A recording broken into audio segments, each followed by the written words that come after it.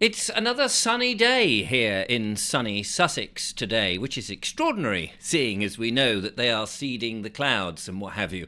Maybe because there's numerous plans across the country to have great swathes of solar panels on our best farmland, that the powers that should not be want to give an excuse to say, well, we better have these things come through onto the land and block the landscape, so we better let the sunshine shine down so that there is reason to have solar panels on farmland rather than food on farmland.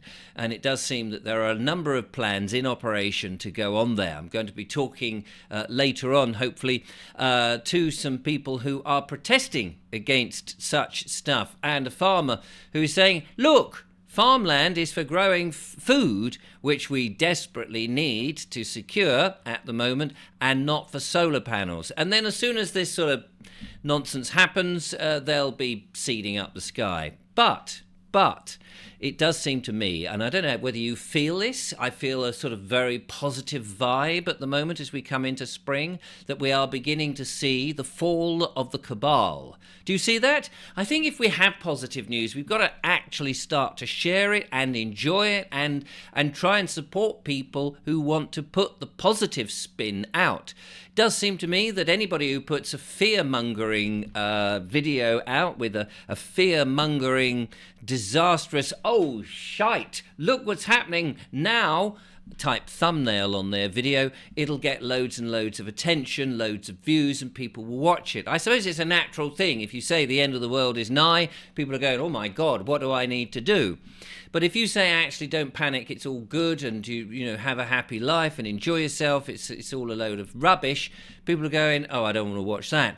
Why is it that good, positive, healthy, uplifting news is not taken? I don't know. Maybe it's a survival thing, the old Darwin theory of survival of the fittest, which of course we know is these days now is a load of old bunkum. Even Darwin apparently said on his own deathbed that he didn't believe in his own theory, and it is still only a theory, of course. Anyway, so I do think that we are beginning to get to the end of the cabal. I mean, the king seems to have disappeared. Somebody said to me, he said, I think we're going to hear the announcement that the king is dead soon. I can't vouch for that. I have no idea whether that's true, but he seems to have disappeared. Anyone seen Kate? I mean, properly seen Kate? Has that happened?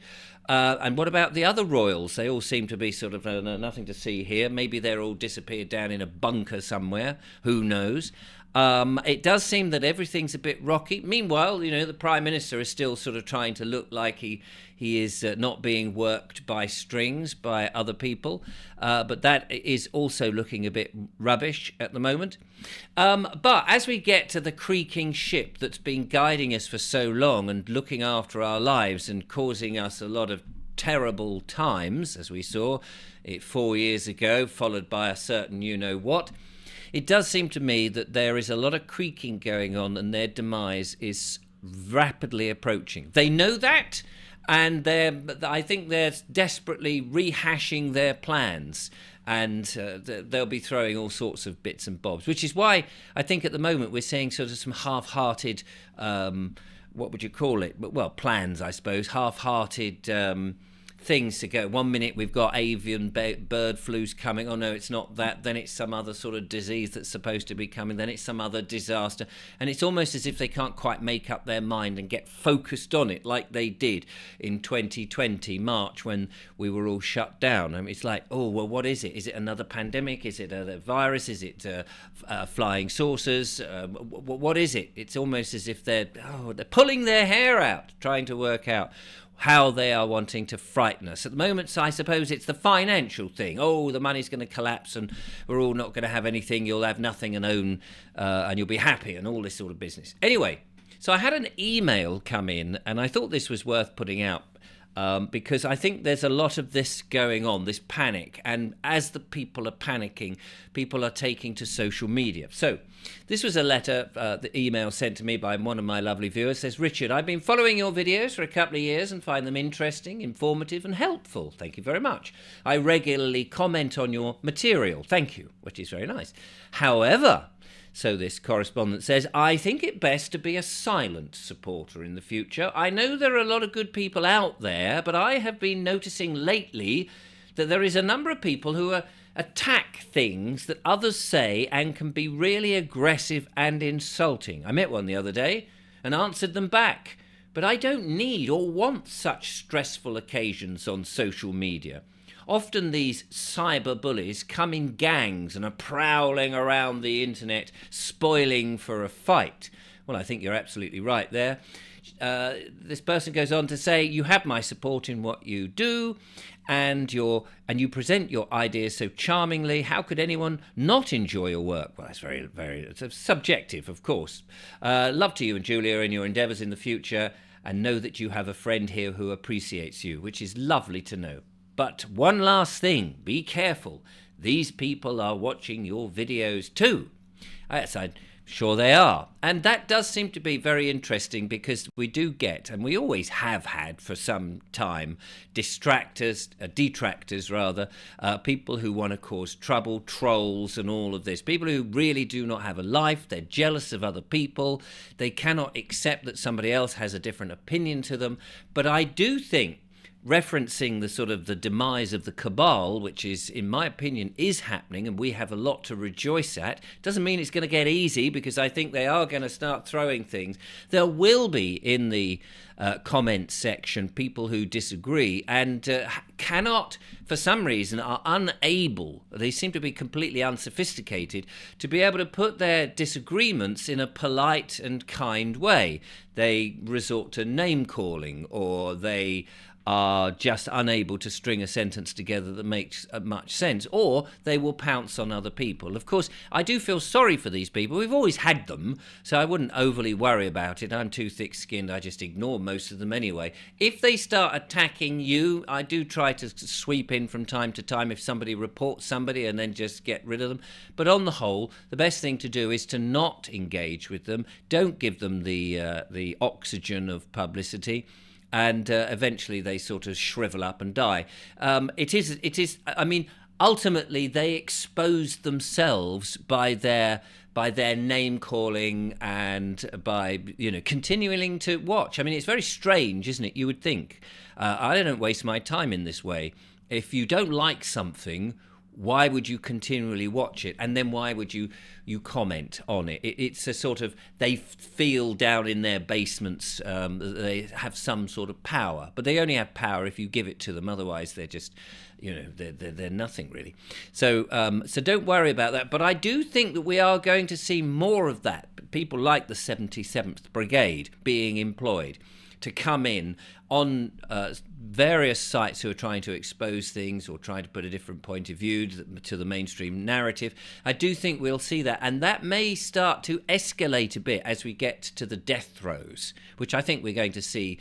There's going to be so many revelations coming out this year to the general public, and they will be unable to cope with it in ways, and they may push back themselves and go, no, this can't be true, this can't be right, because their whole world, which was upside down, is actually turning up the right way, and a peaceful solution is coming. But they may find themselves having to face the reality of things that they believed to be completely and utterly wrong and different. And I think we're going to see a lot more of these revelations, if you like. And I know a lot of religious people like to sort of send me passages from Revelations, the Bible, but I mean just things that are truths that are going to be revealed. A lot of our history. And on that note, interesting, I was sent a book, very interesting book. This is by Maria Wheatley.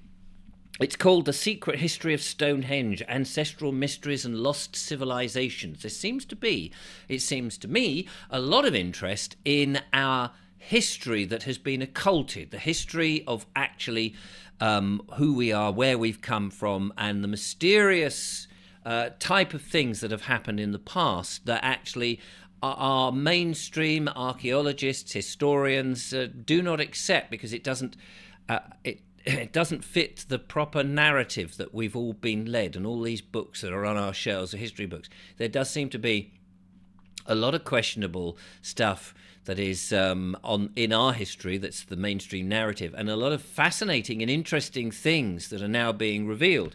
Who were these people who had elongated skulls? Who were these giants?